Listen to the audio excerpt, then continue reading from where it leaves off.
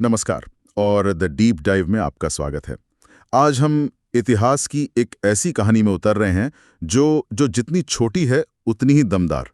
बात हो रही है सूरवंश की, जिसने दिल्ली पर सिर्फ 15 साल राज किया, 1540 से 1555 तक। सिर्फ 15 साल, लेकिन असर ऐसा कि क्या आज भी उसकी गूंज सुनाई देती है। बिल्कुल, हमारे पास जो स्रोत है वो किसी इतिहास की किताब के चैप्टर की तरह है। नाम, तारीखें, घटनाएं, सब कुछ। हमारा मिशन है इन तथ्यों के पीछे की कहानी को जिंदा करना। हम समझेंगे कि कैसे एक जागीरदार का बेटा फरीद हिंदुस्तान का शहंशाह शेर शाह सूरी बना। उसने क्या कमाल के सुधार किए और फिर कैसे ताश के पत्तों की तरह ये साम्राज्य बिखर गया। तो चलिए शुरू करते हैं। हाँ, और ये कहानी इस बात का बेहतरीन उदाहरण है कि एक इंसान का विजन, उसका नजरिया कैसे इतिहास की धारा को मोड़ सकता है, भले ही उसे वक्त बहुत कम मिला हो। तो कहानी के हीरो शेरशाह सूरी से ही शुरू करते हैं। उनका असली नाम तो फरीद था। एक जागीरदार के बेटे से हिंदुस्तान के शहंशाह तक का ये सफर, ये कैसे मुमकिन हुआ? उससे जहां उनके पिता हसन खां एक छोटी सी जागीर संभालते थे, हाँ, फरीद ने लगभग 21 साल 1497 से 1518 तक उस जागीर के प्रबंधक मतलब मैनेजर के तौर पर काम किया।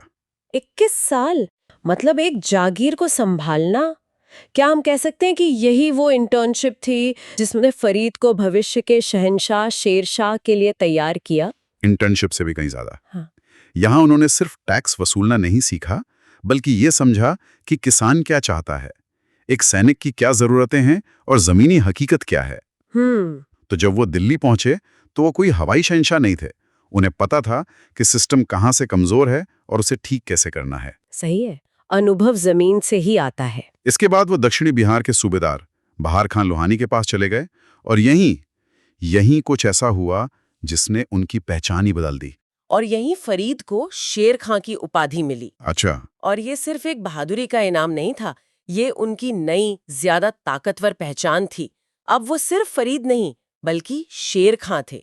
एक ऐसा नाम जिसमें ताकत थी, दबदबा था। और इस नई पहचान के साथ उनकी महत्वाकांक्षा भी बढ़ी होंगी। 1529 में बंगाल के नुसरत शाह को हराने के बाद उन्होंने हजरत आला की उपाधि अपनाई। ये सुनने में बड़ा शाही लगता है, इसका मतलब क्या था? ये एक बहुत बड़ा पॉलिटिकल स्टेटमेंट था।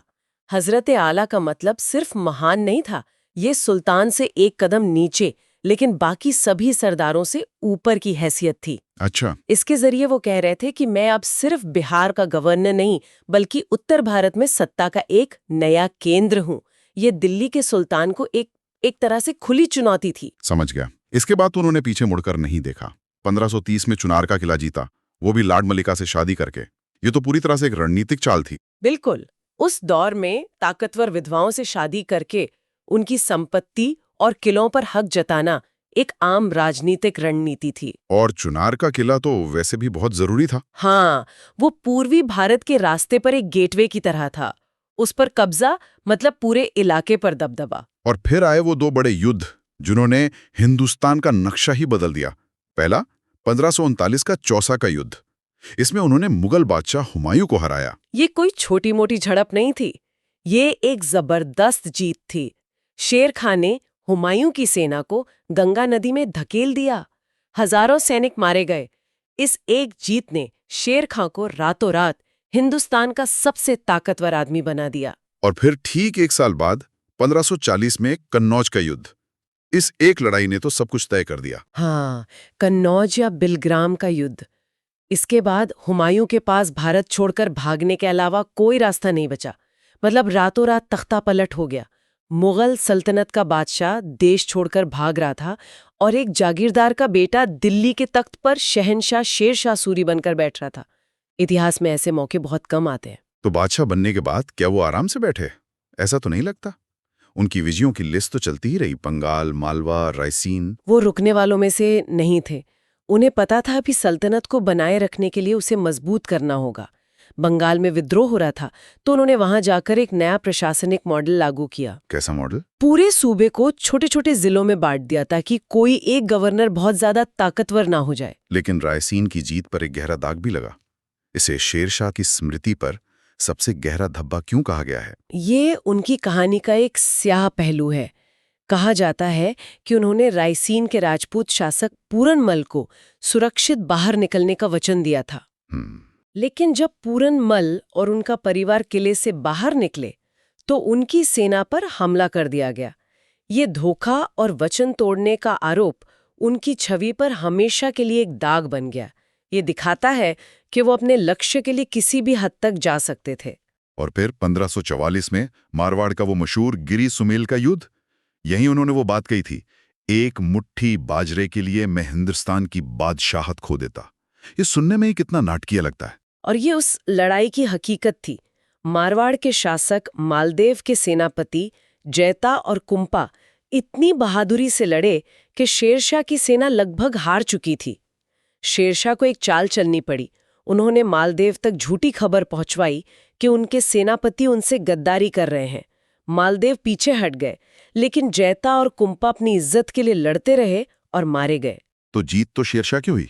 हाँ, पर इतनी मुश्किल से कि उनके मुंह से निकला कि इस बंजर जमीन के छोटे से टुकड़े के लिए मैंने अपनी पूरी सल्तनत दांव पर लगा दी थी। और विडंबना देखिए, जिस आदमी ने अपनी पूरी जिंदगी जंग के मैदान में गुजारी, उसकी मौत भी 1545 में कालिंजर के किले में एक तोप का गोला फटने से हुई। हाँ, एक योद्धा का अंत युद्ध के मैदान में ही हुआ।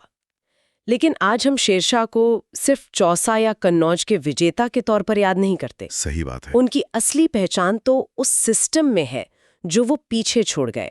ये लड़ाइयां तो बस सत्ता तक पहुंचने का एक जरिया थीं।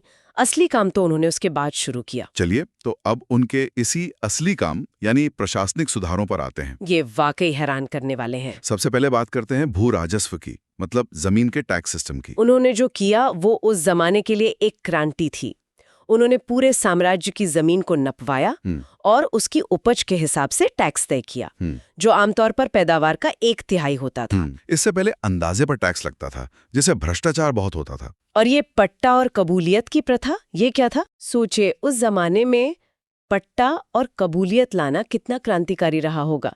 ये सिर्फ टैक्स वसूलने का तरीका नहीं था, ये सरकार और किसान के बीच एक तरह का लीगल कॉन्ट्रैक्ट था। अच्छा, कॉन्ट्रैक्ट? हाँ, पट्टा सरकार की तरफ से दिया गया दस्तावेज था, जिसमें लिखा होता था कि किसान की कितनी जमीन है और उसे कितना टैक्स देना है। और कबूलियत किसान का सहमति पत्र था।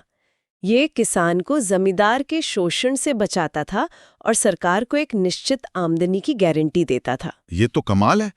अब आते हैं पैसे पर। हाँ, उन्होंने आधुनिक रुपया चलाया। आज भी हम अपनी करेंसी को रुपया कहते हैं। ये उनकी सबसे, कह सकते हैं, स्थायी विरासतों में से एक है। उन्होंने चांदी का 180 ग्रेन का सिक्का चलाया, जिसे रुपया कहा गया, और तांबे का दाम। उन्होंने सिक्कों की क्वालिटी, वजन और शुद्धता को फिक्स कर दिया। इससे पहले हर इलाके में अलग अलग तरह के सिक्के चलते थे, जिससे व्यापार में बहुत मुश्किल होती थी। और एक और दिलचस्प बात, उनके सिक्कों पर देवनागरी लिपि में भी उनका नाम लिखा होता था। ये क्या दिखाता है? ये उनकी व्यावहारिकता दिखाता है। वो जानते थे कि उनकी ज्यादातर प्रजा हिंदू है जो देवनागरी लिपि पढ़ती है। सिक्कों पर देवनागरी का इस्तेमाल करके वो आम लोगों तक अपनी पहुंच बना रहे थे। ये एक स्मार्ट पॉलिटिकल मूव भी था। और फिर आती हैं सड़क-ए-आज़म, यानी आज की ग्रैंड ट्रंक रोड या जीडी रोड। आज भी हम इस पर गाड़ियां चलाते हैं। ये सोचना ही कमाल है कि इसकी नींव एक ऐसे बादशाह ने रखी थी जिसने सिर्फ 5 साल हुकूमत की। और ये सिर्फ एक सड़क नहीं थी, ये उस समय का नेशनल इकोनॉमिक कॉरिडोर था।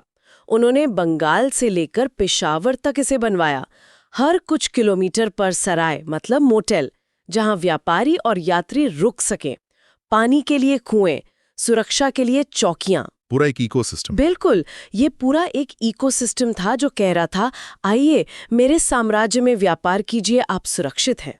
इससे अर्थव्यवस्था को जो रफ्तार मिली उसका कोई हिसाब नहीं। और इस पूरे सिस्टम को चलाने के लिए उन्होंने एक मॉडर्न कैबिनेट जैसा सिस्टम भी बनाया था ना? हाँ, बिल्कुल। उन्होंने हर काम के लिए एक विशेष विभाग बनाया। एक विभाग था जो आज के वित्त मंत्रालय की तरह काम करता था, टैक्स और खजाने का हिसाब रखता था, उसे दीवाने वजारत कहते थे। दूसरा विभाग शाही आदेश और कम्युनिकेशन संभालता था। आज के पीएमओ जैसा कुछ? हाँ, कह सकते हैं। उसे दीवाने इंशा कहते थे। न्याय के लिए अलग विभाग था। ये एक बहुत ही आधुनिक सोच थी। तभी तो इतिहासकार हे के कानूनगो ने उन्हें उस युग का सर्वश्रेष्ठ शासक माना। और इन्हीं के राज में 1540 में मलिक मोहम्मद जायसी ने पद्मावत जैसा महाकाव्य भी लिखा। हाँ, ये दिखाता है कि उनके शासन में स्थिरता थी, जिससे कला और साहित्य को भी फलने फूलने का मौका मिला। तो एक तरफ इतना बड़ा विजन, इतने शानदार सुधार, फिर ये साम्राज्य सिर्फ 15 साल में ढह कैसे गया? कहानी का ये मोड़ समझ नहीं आता। यही तो इतिहास की सबसे बड़ी सीख है। एक साम्राज्य को बनाना जितना मुश्किल है, उसे बनाए रखना उससे भी ज्यादा मुश्किल। शेरशाह की मौत के बाद सूर वंश का पतन बहुत तेजी से हुआ। उनके बेटे जलाल खां, जो इस्लाम शाह के नाम से गद्दी पर बैठे, उन्होंने 1553 तक तो जैसे तैसे सब संभाले रखा। लेकिन उनके बाद क्या हुआ? इस्लाम शाह तक तो सब ठीक था, लेकिन उनके जाते ही वो हुआ जो अक्सर मजबूत सल्तनतों के साथ होता है। परिवार में ही सत्ता की लड़ाई शुरू हो गई। उनके छोटे से बेटे फिरोज शाह को गद्दी पर बैठे कुछ ही दिन हुए थे कि उसी के मामा मुबारिज खां ने उसकी हत्या कर दी। उसी के मामा ने? हाँ, और खुद आदिल शाह बनकर गद्दी पर बैठ गया। यहीं से उल्टी गिनती शुरू हुई। बिल्कुल। शेरशाह ने जो साम्राज्य तलवार और दिमाग से बनाया था, उसे उनके ही वारिस अपनी आपसी जलन और नाकाबिलियत से खोखला करने लगे। आदिल शाह एक कमजोर शासक था। जल्द ही पंजाब में सिकंदर शाह और आगरा में इब्राहिम सूर जैसे दूसरे दावेदारों ने भी खुद को बादशाह घोषित कर दिया। मतलब एक ही वंश के 3-3 बादशाह, और तीनों आपस में ही लड़ रहे थे। हाँ, पूरा साम्राज्य गृह युद्ध की आग में जलने लगा। वे अपनी सारी ताकत और पैसा एक दूसरे को खत्म करने में लगा रहे थे। और जब घर में ही लड़ाई हो तो बाहर का दुश्मन तो फायदा उठाएगा ही ना। और वो दुश्मन था हुमायूं, जो सालों से अपनी वापसी का इंतजार कर रहा था। सही समय, सही मौका। हुमायूं ने देखा कि सूर वंश आपस में लड़कर कमजोर हो चुका है। उसने अपनी सेना इकट्ठा की और 1555 में सरहिंद का युद्ध लड़ा। इस लड़ाई में उसने सिकंदर शाह सूरी को बुरी तरह हराया। और इसी के साथ दिल्ली और आगरा पर फिर से मुगलों का कब्जा हो गया। 15 साल में ही कहानी खत्म। ये एक क्लासिक उदाहरण है कि एक मजबूत संस्थापक के बाद अगर काबिल उत्तराधिकारी न हो तो क्या होता है। शेरशाह की बनाई व्यवस्था अपनी जगह थी, लेकिन उसे चलाने वाला कोई नहीं था। लेकिन इस उथल-पुथल के बीच एक और बहुत दिलचस्प किरदार उभर कर सामने आया, जिसका नाम था हेमू।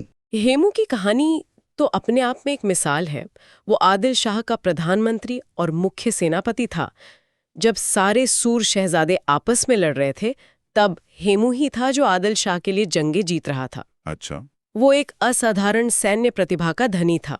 जब हुमायूं ने दिल्ली पर कब्जा किया, तो हेमू ने मुगल सेना को हराकर दिल्ली पर कब्जा कर लिया और खुद को राजा विक्रमादित्य की उपाधि देकर स्वतंत्र शासक घोषित कर दिया। इसीलिए उसे दिल्ली का अंतिम हिंदू सम्राट भी कहा जाता है। तो सूरवंश का पतन एक तरह से भारतीय इतिहास के अगले बड़े टकराव यानी पानीपत की दूसरी लड़ाई की जमीन तैयार कर रहा था, जो अकबर और हेमू के बीच हुई। बिल्कुल। सूरवंश का अंत मुगल साम्राज्य के दूसरे और कहीं ज्यादा मजबूत दौर की शुरुआत बना। तो इस पूरी चर्चा को अगर हम समेटें, तो हमने एक ऐसे शख्स को देखा जो जमीन से उठकर शहंशाह बना, एक बेहतरीन सैन्य रणनीतिकार, लेकिन उससे भी बढ़कर एक दूरदर्शी प्रशासक, जिसके सुधार, रुपया, जीटी रोड आज भी हमारी जिंदगी का हिस्सा हैं। जो बात मुझे सबसे ज्यादा आकर्षित करती है वो है ये विरोधाभास। एक राजवंश जो सिर्फ 15 साल चला, उसने प्रशासन और अर्थव्यवस्था पर इतनी गहरी और स्थायी छाप कैसे छोड़ी? ये शेरशाह की व्यक्तिगत प्रतिभा को दिखाता है। ये साबित करता है कि शासन की लंबाई से ज्यादा उसकी गुणवत्ता मायने रखती है। 5 साल का प्रभावी शासन भी 50 साल के कमजोर शासन से बेहतर हो सकता है। बिल्कुल। और ये हमें एक बहुत दिलचस्प सवाल पर लाकर छोड़ता है। सोचने वाली बात यह है कि अगर 1545 में कालिंजर में वो तोप का गोला न फटा होता और शेरशाह कुछ और साल जी जाते, या उनके उत्तराधिकारी उनके जितने ही काबिल होते, तो हिंदुस्तान का इतिहास आज कितना अलग होता। क्या मुगल साम्राज्य कभी उस तरह दोबारा खड़ा हो पाता जैसा हम उसे जानते हैं? ये एक ऐसा सवाल है जिस पर सोचा जा सकता है।